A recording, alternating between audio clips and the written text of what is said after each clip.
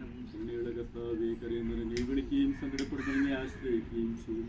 അങ്ങയുടെ വാഗ്ദാനങ്ങളെ പ്രതീക്ഷയാൽ അങ്ങയുടെ ദാസനെ ആശ്വസിപ്പിക്കണം. ജീവന്റെയും മരണത്തിന്റെയും നാഥൻ, പിതാവും പുത്രനും പരിശുദ്ധാത്മാവുമായ സർവേശ്വര, കർത്താവേ, നിന്നെ ഞാൻ പ്രകീർത്തിക്കും. മഹിമയുടെ അന്തിമ വിധി നാളിൽ കർത്താവേ, നീ അണയുമ്പോൾ കരുണയുടെ നിർത്തണമേ. നല്ല പരുത്തു വലം ഭാഗേ കർത്താവിനെ ഞാൻ ആശ്രയിച്ചു. കർത്താവേ, നിൻ കുരിശിനെ ഞാൻ ആരാധിച്ചു വണങ്ങുന്നു. അതുതാ ഞങ്ങൾക്കുദ്ധാനം രക്ഷയും ഉയരും നൽകുന്നു. ഭൂമിയും നിന്റേതാകുന്നു, ആകാശവും ഈ ഭൂതലവും താപകമല്ലോ കർത്താവേ. ജീവിക്കുന്നവന് ഭയം നീ നൽകണമേ മൃതനായുസ്സും. അവരാനന്ദ കീർത്തനങ്ങൾ പാടും. മൃതരാം നരരുടെ പാപങ്ങൾ മാറ്റണമേ നിൻ കൃപയാലേ. മാമോദീസ വഴിയങ്ങേ സുതരാണവരെന്നോർക്കണമേ. സന്തോഷത്തിൽ അവർ ആനന്ദിക്കും. കർത്താവേ, നിൻ ശോണിതവും ദിവ്യശരീരവും അറിവോടെ ഉൾക്കൊണ്ടവരാം നിൻ സുതരെ നിത്യവിരുന്നിൽ ചേർക്കണമേ. അവരെല്ലാവരും അവശേഷിക്കില്ല. മഴ പെയ്യുമ്പോൾ വയലുകളിൽ വിത്തുകൾ പൊട്ടി മുളയ്ക്കുന്നു.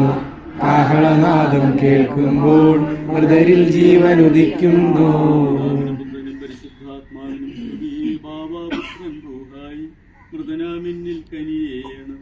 ജീവൻ നൽകി മഹോന്നതമാ പ്രഭയുടെ നാട്ടിൽ ചേർക്കേണം. എന്നോട് നാഥാ, നിൻ തിരുമഴിയെല്ലാം കാണുന്നു. നിരവധിയാമിൻ പാപങ്ങൾ നിരയായി നീ വിധിക്കല്ലേ. കർത്താവേ, അങ്ങയുടെ കരുണകൾ അനുഗമിക്കുകയും അങ്ങയുടെ ദയാലുക്കളുടെ പാപങ്ങൾ മായ്ച്ചു കളയുകയും ചെയ്യുമാറാകട്ടെ. മഹനീയമായ അങ്ങയുടെ തൃത്വത്തിന്റെ അനുഗ്രഹം ഞങ്ങളെ സഹായിക്കുമാറാകട്ടെ.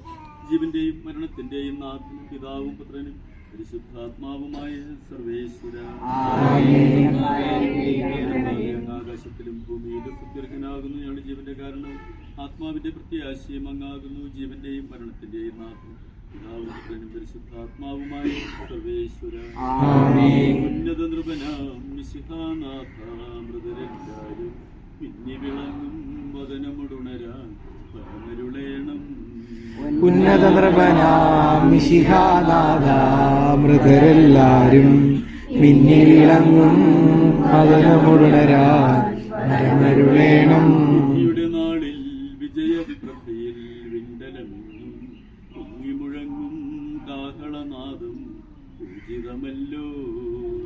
ഉന്നത നൃപനാം മിശിഹാനാഥ, മൃതരെല്ലാരും മിന്നി വിളങ്ങും വദനമുടുണരാൻ പരമരുളേണം. അന്ത്യമിഴാത്തോരവികലമോദം വരാൻ മൃതരെ മഹിമാവൊഴുകും മണവറയെങ്കിൽ ചേർക്കണമീശോ.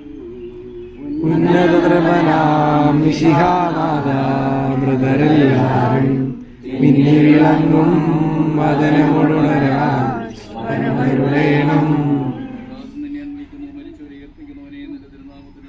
അഗാധത്തിൽ നിന്ന് നിന്നെ ഞാൻ വിളിക്കുന്നു.